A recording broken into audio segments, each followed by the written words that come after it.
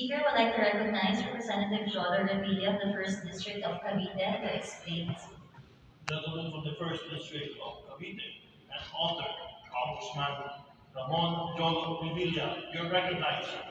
Mr. Speaker, nagpapasalamat po muna tayo kay Speaker Martin Romualdez at sa ating mga kasamahan sa mga kapulungan, preso, sa pagpasa ng panukalang batas na magpapataas ng sahod sa ating mga minimum wage workers. Napakalaking tagumpay nito sa ating mga manggagawa sapagkat malaking tulong ito sa kanilang pang-araw-araw na gastusin at sa magpapataas ng antas ng kanilang pamumuno. Noon pa man, ay sinulong po natin ang magtaas ng sweldo at nadama ito ng ating mga kababayan Caviteño at ng Calabarzon Region.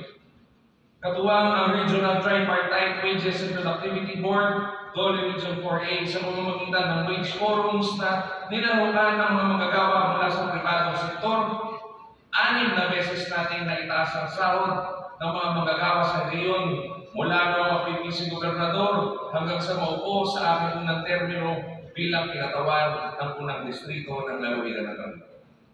Ang Calabarzon ay isa sa may mga malalaking naaambag sa ating GDP. Kaya noong napagtagumpayan ang wage hike sa Region 4A, ikinatuwa ko ito ng maraming manggagawa. Kaisa ako ng mga manggagawang Pilipino. Ramdam ko ang kanilang hinaing sa aming distrito na kung saan ay may malawak na bilang ng mga nagtatrabaho sa mga pabrika at malalaking kumpanya. Karamihan sa kanila ay isang kahit, isang tupa.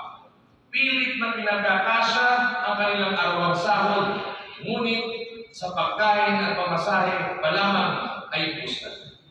Kaya naman, talagang nagagalak po ako at isang karangalan para sa akin na naisulong natin ang taas sweldo na matatamasa naman ngayon ng lahat ng Pilipinong minimum wage earners.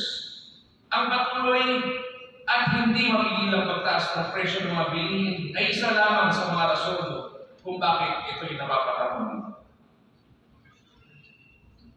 The last legislated wage hike was enacted more than 3 decades, and thus the implementation of this measure will be a legacy for us, members of the 19th Congress. Headed by our Speaker, Ferdinand Martin Romualdez, the Speaker of the People, ito po ay umpisa pa lamang ng pagkamit at pagtupad ng matagal na nating pangarap para maitaas ang antas na pamumuhay ng ating mga kababayan.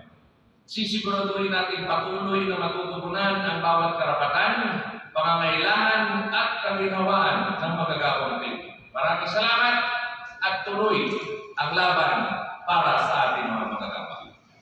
Maraming salamat, First District Congressman and author, Ramon Jolo Revilla. Mr. Speaker would like to recognize Representative Judas C.